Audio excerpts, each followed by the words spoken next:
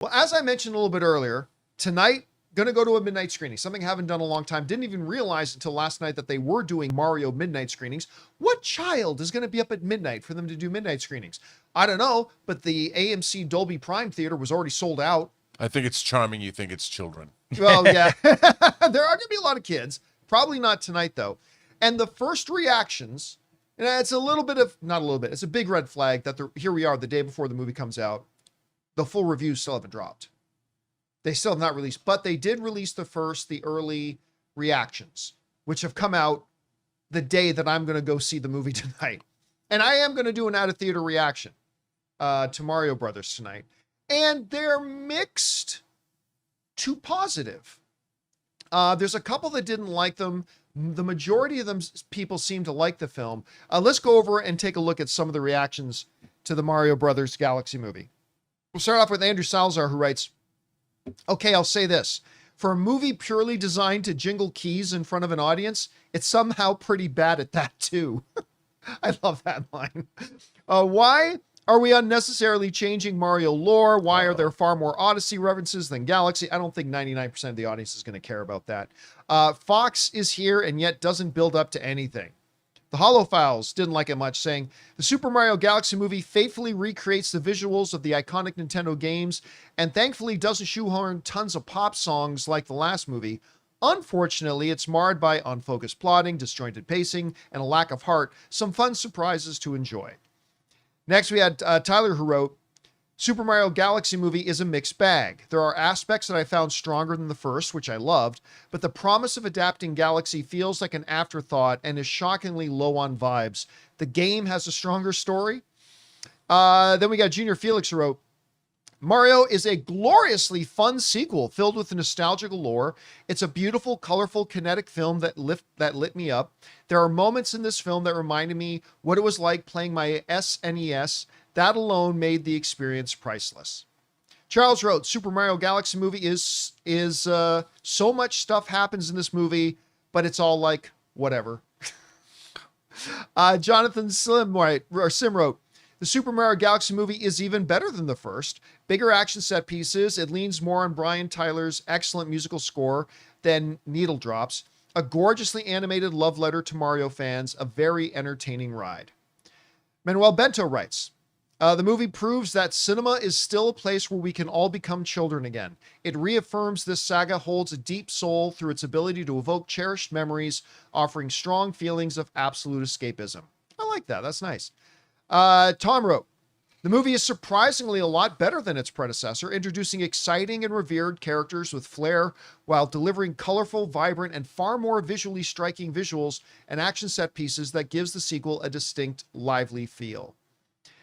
Christopher Gallardo wrote, the movie is whimsical, vibrant, and fun in every way. The cast is pretty great, but Jack Black's Bowser and Donald Glover's Yoshi are absolutely hilarious.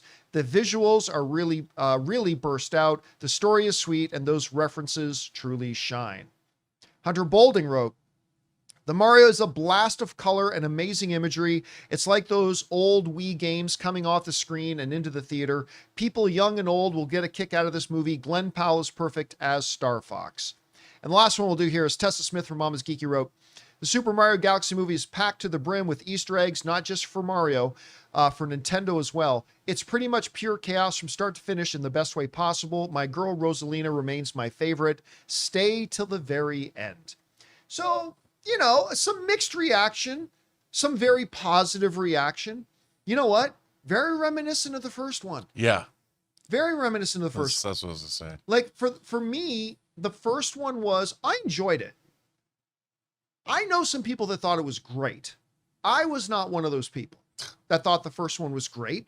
But in a thumbs up or thumbs down world, it was a thumbs up for me. I had a good time. I walked out with a smile on my face. And that's all I'm really asking for this one.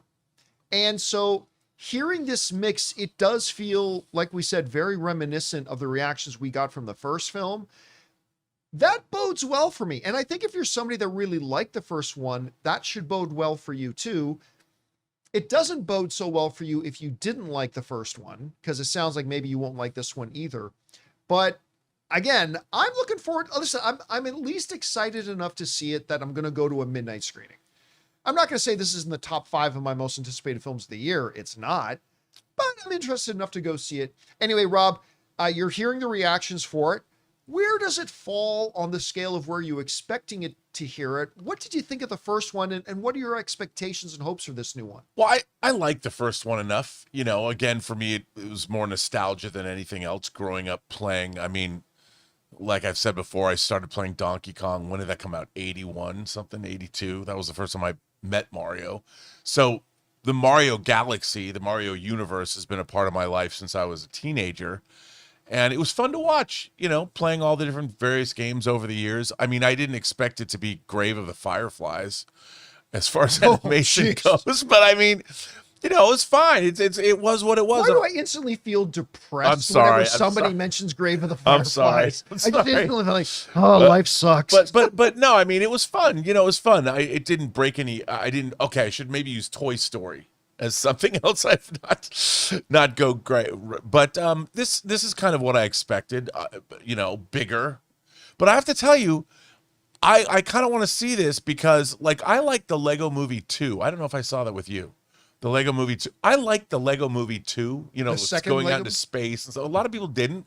I wasn't big on the second. I love the first one though. Yeah, I love the first. The first was great, but I like the second one more than people did. I'm like, that's cool. And this, hearing what people have said here, it leads me to believe that I would probably have a pretty good time watching this. I honestly didn't even know there was a second Lego movie till just now. There is. So thank you for that. I was a little disappointed in the second one myself, but again, I do love the franchise overall. Anyway, guys, question is for you.